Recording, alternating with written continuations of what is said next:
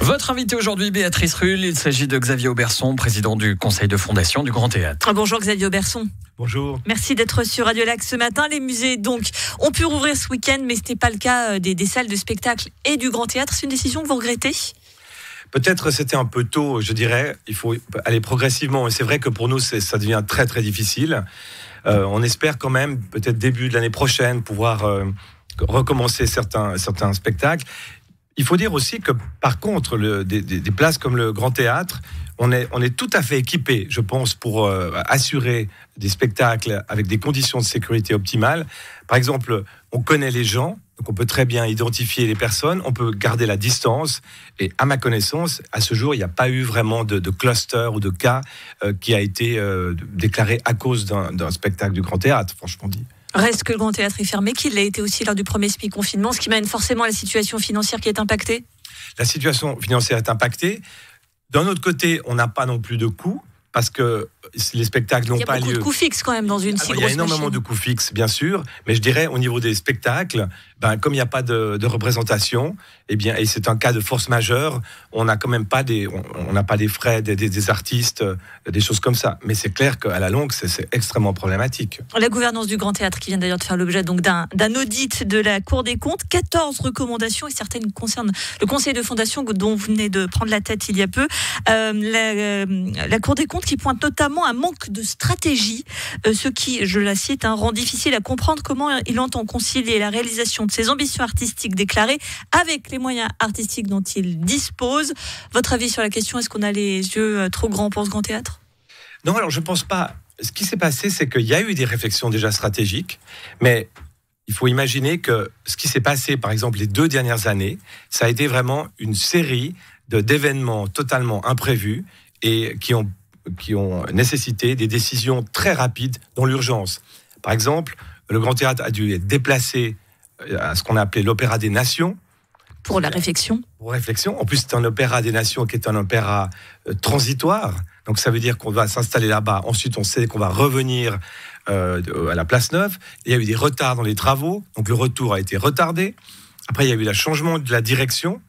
Qui aussi était un fait qui a mais le fait que le Grand Théâtre passe au Palais des Nations, monte tellement le durée des travaux, c'était prévu quand même, c'est pas quelque chose qui est tombé du ciel. C'était prévu, mais le prolongement des travaux, c'était pas prévu. Le changement de direction, c'était pas nécessairement prévu. Et puis ensuite, au moment où enfin le Grand Théâtre est installé dans ces lieux et que la situation avec un nouveau directeur qui est tout à fait remarquable à Vielcanne, eh bien, on a le Covid qui alors nous plombe complètement. Donc c'est vrai, on comprend très bien. D'ailleurs, on a accepté pratiquement toutes les recommandations de la Cour des comptes. Et je dirais aussi qu'elles arrivent vraiment à un très très bon moment, ces recommandations. Moi, j'étais tout à fait satisfait de ces recommandations parce que ça permet, avec un nouveau conseil, fondamentalement, d'avoir un bon départ avec un nouveau directeur. Mais il faut reconnaître, et je crois qu'ils l'ont admis aussi dans le rapport, que c'était vraiment difficile d'avoir vraiment du temps pour une longue vision stratégique lorsque vous devez gérer l'immédiat comme cela. Il y a aussi quelque chose que la Cour des comptes pointe, et c'est vrai qu'extérieurement, ça peut surprendre, c'est l'organisation et la composition de ce fameux conseil de fondation avec des conseillers administratifs, là je la cite encore, sont à la fois juges et parties. Actuellement, donc, vous avez Samy Cadan et Frédéric Perler, mais à cela s'ajoutent des anciens conseillers administratifs, Sandrine Salarno et Rémi Pagani. C'est vrai que ça semble faire beaucoup de politique pour ce paquebot culturel qu'est le Grand Théâtre. Oui, je comprends tout à fait cette remarque. Ce qu'il faut voir, c'est que le Grand Théâtre, déjà, c'est une fondation de droit public. Donc c'est une institution qui est, par définition, qui appartient en fait à l'État. Il faut donc qu'il y ait des politiques. Et c'est pas qu'il faut donc qu'il y ait des politiques. Au niveau de la gouvernance, c'est un sujet qu'on doit bien sûr ouvrir et qu'on va ouvrir dans notre réflexion stratégique. Mais si vous regardez les statuts de cet organisme qui ont été approuvés par le conseil municipal, par le Grand Conseil, c'est dans les statuts même de l'institution.